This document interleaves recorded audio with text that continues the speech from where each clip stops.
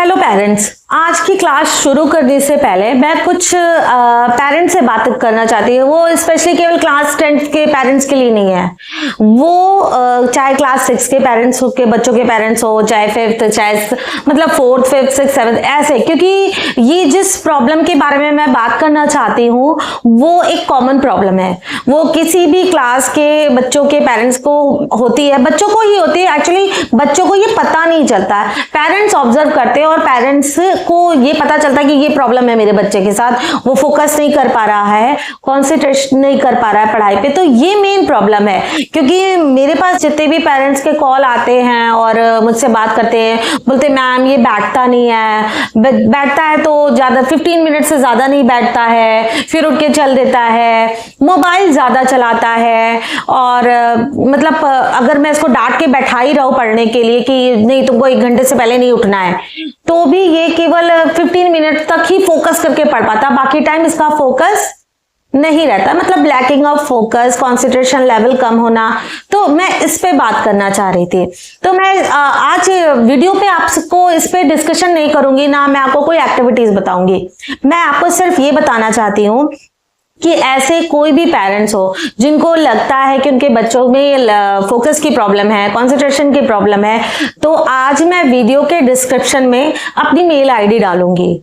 तो प्लीज आप जाइए और मेरी मेल आईडी पे मुझे मेल करिए, प्रॉब्लम लिखिए और बच्चे की एज, क्लास, ये सब डालिए। फिर उसके बाद मैं खुद ही आपको मेल करके कुछ ऐसी एक्टिविटीज बताऊंगी जिससे कि बच्चों का फोकस बढ़ेगा, कंसंट्रेशन लेवल बढ़ेगा। और लेकिन आपको इसको एज ए मेडिसिन की तरह करना होगा, ये मैं अभी आपको क्लियर कर दे रही हूँ। 21 डेज जैसे हम मेडिसिन लेते हैं कि इसी टाइम मॉर्निंग में खाते हैं, तो अगर आप वो एक्टिविटीज जो मैं आपको बताती हूँ, क्योंकि हर बच्चों को मैं अलग अलग एक्टिविटीज बताऊंगी, उनकी प्रॉब्लम के हिसाब से बताऊंगी, उनकी एज के हिसाब से बताऊंगी, लेकिन सबको अप्लाई करने का एक ही तरीका है कि आपको 21 डेज तक लगातार करना है और एक ही टाइम पे करना है, जैसा मैं बताऊंगी आपको। तो उसके बाद 21 डेज बाद मैं नहीं आपसे पूछूंगी, आप मुझे खुद थैंक यू बोलोगे। तो ये मैं फिर से बता रही हूँ कि आज के वीडियो में के बाद मैं डिस्क्रिप्शन में अपनी मेल आईडी डालूंगी। तो प्लीज पेरेंट्स बिल्कुल फ्री होके जाइए और अपनी प्रॉब्लम को शेयर करिए। और इसमें कोई मतलब संकोचाने वाली बात नहीं है कि आप बहुत वो हो जाइए कि कैसे शेयर करें, क्योंकि ये बहुत कॉमन प्रॉब्लम है, ये सब बच्चों की प्रॉब्लम है। तो चलिए अब हम स्टार्ट करते हैं हिंदी। तो हिंदी के लिए मैंने बच्चों से पूछा था कि मैं हिंदी आज स्टार्ट करूं कि हिंदी बाद स्टार्ट करूं। तो जैसा मेरे प्यारे बच्चों का कमेंट आया कि नहीं मैम हिंदी बा को स्टार्ट करिए, तो आज मैं हिंदी बा का सिलेबस उठा रही हूं। तो चलिए सिलेबस के बारे में मैं बता देती हूँ कि हिंदी बा में 2 बुक्स चलती है, पहली होती है स्पर्श, दूसरी है संचयन। तो पहले मैं स्पर्श को स्टार्ट कर रही हूँ और जब स्पर्श के पूरे सिलेबस कंप्लीट हो जाएंगे देन हम फिर संचयन उठाएंगे। तो एक सीक्वेंस में काम करते हैं। तो चलिए आज हम स्टार्ट करते हैं। स्पर्श का पहला चैप्टर है कबीर की साखी, ठीक है। तो चलिए हम स्टार्ट करते हैं। स्टार्ट करने से पहले मैं आप लोगों को ये बताना चाहती हूँ कि कबीरदास जी कौन थे और उनके बारे में थोड़ा सा डिटेलिंग करेंगे। तो चलिए स्टार्ट करते हैं। आज हम हिंदी बा पहला चैप्टर है कबीर की साखी। तो यहाँ पे मैं कबीरदास जी के बारे में आपको बता दूं, कबीरदास जी का जन्म 1398 में काशी में हुआ था। तो और कबीरदास जी ने जन चेतना और जन भावनाओं को फैलाने के लिए साखी और सबद का माध्यम चुना। तो उन्होंने अपनी साखी और सबद से ही लोगों में जन चेतना को जन जन तक पहुंचाने का काम किया है। तो चलिए स्टार्ट करते हैं हम अपना। ऐसी वाणी बोलिए मन का आपा खोए, और आपन तन शीतल करे औरन को सुख होए। तो प्रस्तुत पद्यांश हमारी पाठ्य पुस्तक स्पर्श से लिया गया है। इस पाठ में कवि कबीरदास जी कहते हैं कि हमें मीठी बोली बोलना चाहिए और दूसरों को दुख नहीं देना चाहिए अपनी वाणी से। तो कहने का तात्पर्य यहाँ पे कबीरदास जी का ये है कि ऐसी वाणी बोलिए मन का आपा खोए, मतलब कि हमें ऐसी वाणी, अपने अहंकार को त्याग करके ऐसी मीठी वाणी बोलनी चाहिए जिससे कि हम अपना भी मन हमारा स्वस्थ रहे और जो सुन रहा है उसे भी हम सुख प्राप्त कराएं, जैसे कि उसका भी मन को अच्छा लगे, सुनने में अच्छा लगे। और हमेशा अगर हम एग्जाम्पल की बात करें तो हमेशा हमें मीठी, मतलब अगर आपको लगता है कि कोई आपको नहीं जानता है और आपको उससे कुछ काम कराना है, तो आप अगर मीठा बोलेंगे ना तो वो फिर भी एक बार आपकी बात को सुनेगा, और अच्छा बोलने से आपको भी अच्छा, आपके मन को भी अच्छा महसूस होगा, और जो सुनेगा उसे भी अच्छा रहेगा, उसे भी सुख को प्राप्त होगा। तो चलिए आगे बढ़ते हैं।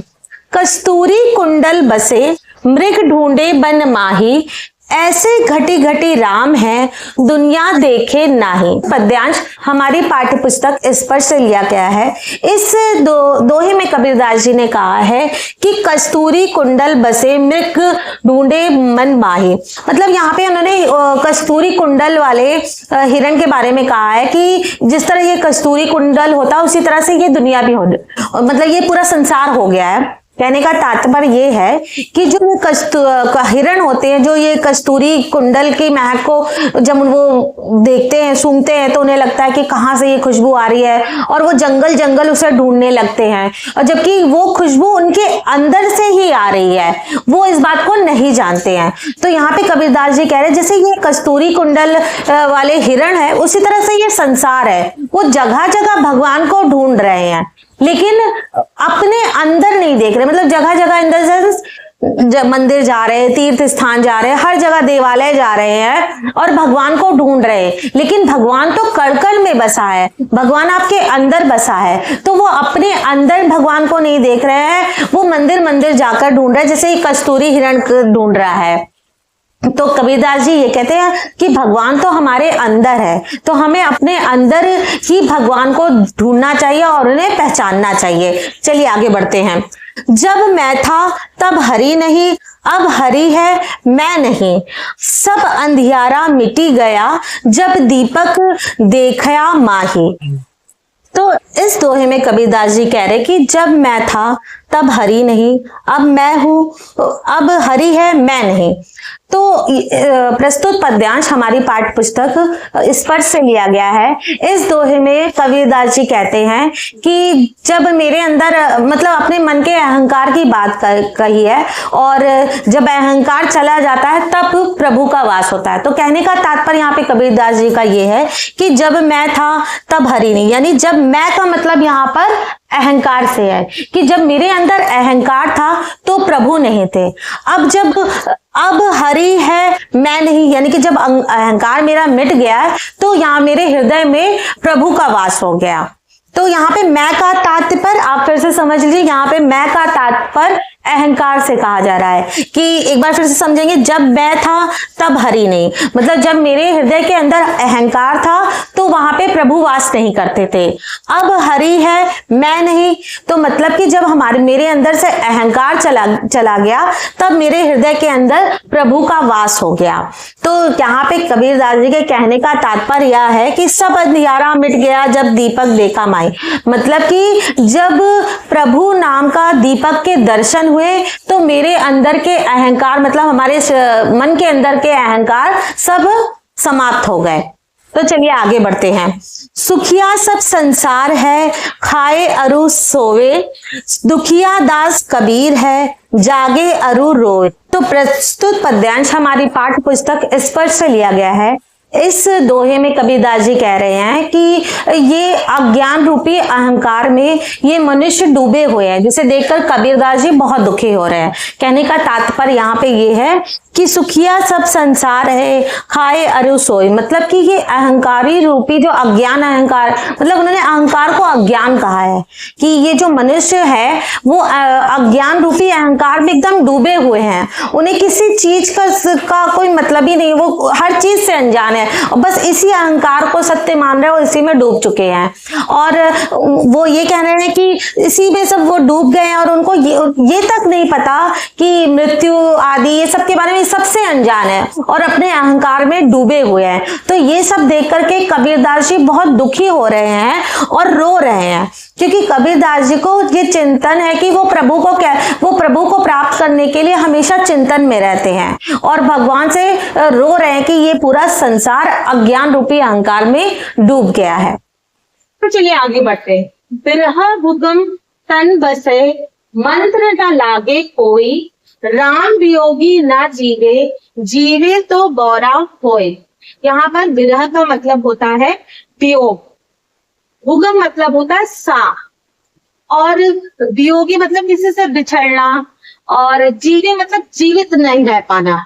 तो प्रस्तुत पद्यांश हमारी पाठ्य पुस्तक इस पर से लिया गया है। इस दोहे में कबीरदास जी कहते हैं कि बिरहा भुगम तन बसे, मंत्र न लागे कोई। तो मतलब वहां यहाँ पे कबीरदास जी कहते हैं जब मनुष्य अपने किसी प्रिय से बिछड़ जाता है, अपनों से बिछड़ जाता है, तो उसके मन के अंदर जो बिरहा का सांप बस जाता है। जब ऐसा होने पर ना उस पे कोई मंत्र असर करता है और ना ही कोई दवाई असर करती है।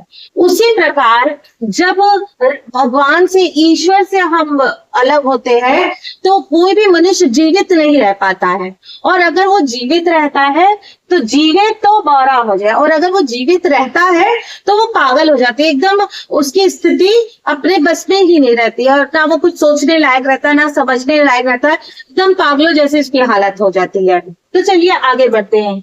निंदक नेड़ा राखिए, आगड़ी कुटी बधाई, बिन साबड़ पाड़ी बिना, निर्बल करे सुभाई। प्रस्तुत पद्यांश हमारी पाठ्य पुस्तक ईश्वर से लिया गया है। इस दोहे में कबीरदास जी कहते हैं, पहले तो मैं आपको इसके थोड़े शब्द दे। निंदक मतलब जो निंदा करने वाला है, नेड़ा मीन्स अपने पास, आगड़ मतलब आंगन, सुभाई मतलब साबुन, पानी मतलब पानी। तो यहाँ पे कबीरदास जी कहते हैं जो लोग आपकी निंदा करते हैं, आपकी बुराई करते हैं, तो कबीरदास जी कहते हैं ऐसे लोगों को अपने हमेशा अपने पास रखना चाहिए, जैसे कि आप अपने अंदर की कमियों को ठीक कर पाएंगे। जो आपकी वो निंदा करेगा, आपको पता चलेगा कि आपके अंदर क्या कमियां है, क्या बुराई है, तो आप उसको ठीक करें। कहने का तात्पर्य यहाँ पर ये है, कबीरदास जी कहते हैं निंदक नेड़ा राखिए, जो आपकी निंदा करता है उसको हमेशा अपने पास रखें। हो सके तो आंगन कुटी बधाए, हो सके तो अपने आंगन में उसके लिए घर बना दीजिए, कि इतने पास रखिए। कहने का मतलब है कि उसकी निंदा करने वाला निंदक जो है आपके आस पास ही रहे, हो सके तो अपने आंगन में उसके लिए घर बनवा दीजिए, तो जिससे कि बिन साबड़ पानी बिना, मतलब वो जो आपको बताएगा, आपकी कमियों को बताएगा, तो आप उसको दूर कर पाओगे। और बिना साबुन, बिन साबड़ बिन पानी, बिना साबुन बिना पानी के निर्मल करे सुभाई, और आपके मन के जो, मतलब आपके अंदर जो कमी है, जो मन के अंदर मैल है, वो साफ हो जाएगी। तो चलिए आगे बढ़ते हैं। पोथी पढ़ी पढ़ी जग मोवा, पंडित भया न कोई, एक आशिर पीर का पढ़े सुपंडित होए। प्रस्तुत पद्यांश हमारी पाठ्य पुस्तक इस पर से लिया गया है। इस दोहे में कबीरदास जी ने पुस्तक ज्ञान को ना महत्व देकर के प्रभु भक्ति और प्रभु प्रेम को ज्यादा महत्व दिया है। तो चलिए आपको एक्सप्लेन करते हैं। पोथी पढ़ी पढ़ी जग मोवा, पंडित भया न कोई। पोथी मतलब पुस्तक, पढ़ी पढ़ी मतलब पढ़ पढ़ के, मुआ मतलब मरना, भया मतलब बनना, अब आशिर माने अक्षर, तीन माने प्रिय। तो यहाँ पे कबीरदास जी कहते हैं पोथी पढ़ी पढ़ी जग मोआ, पंडित भया न कोई। कबीरदास जी कहते हैं कि मोटी मोटी किताबें बहुत से मनुष्य ने पढ़े और मर भी गए, लेकिन कोई भी पंडित नहीं बन पाया। पंडित का यहाँ का कहने का मतलब है ज्ञानी नहीं बन पाया। एक अक्षर पीर का पढ़े सुपंडित हो, एक अक्षर ईश्वर की प्रेम भक्ति का।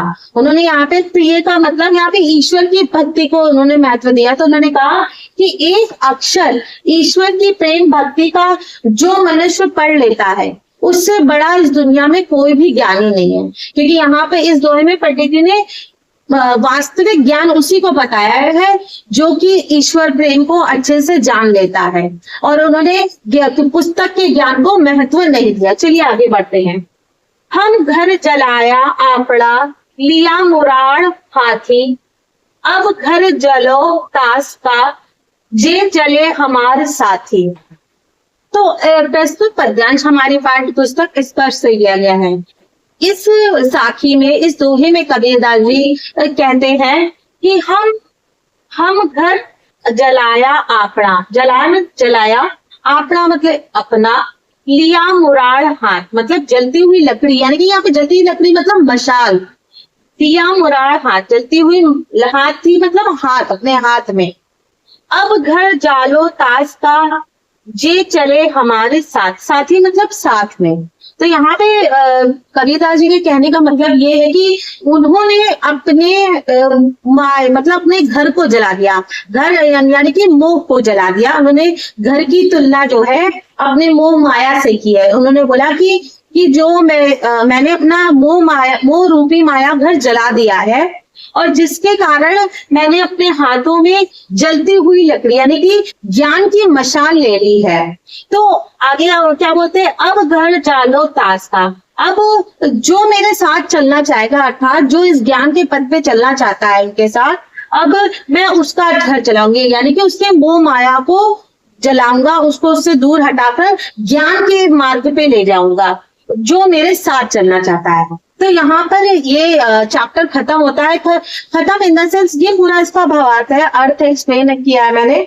अगर आपको कोई भी डाउट हो तो प्लीज आप कमेंट करिएगा, और अगर आपको कोई भी डाउट हुआ है तो हम इसके छोटे छोटे शॉर्ट्स वीडियो बना के आपको बताएंगे, लेकिन पहले आप कमेंट करेंगे तब मैं डालूंगी। तो नेक्स्ट वीडियो में मैं इसके एनसीईआरटी के क्वेश्चन आंसर कराऊंगी। तो आने वाले वीडियो को जानने के लिए और नोटिफिकेशन को ऑन कर लीजिए, चैनल को सब्सक्राइब कर लीजिए, क्योंकि आने वाले वीडियो बहुत ही इंटरेस्टिंग होने जा रही है। क्योंकि मैं आपको एग्जाम में कुछ पेपर में पूरे नंबर लाने की कुछ टिप्स और टिप्स भी बताने वाली हूँ। तो जल्दी से जाइए, चैनल को सब्सक्राइब कीजिए, लाइक कीजिए और नोटिफिकेशन का बटन ऑन करना मत भूलना, क्योंकि आने वाले वीडियो बहुत अच्छे होने वाले हैं। और प्लीज आप एक बार पूरे वीडियो को आराम से देखना, एक नहीं 2 बार देखना।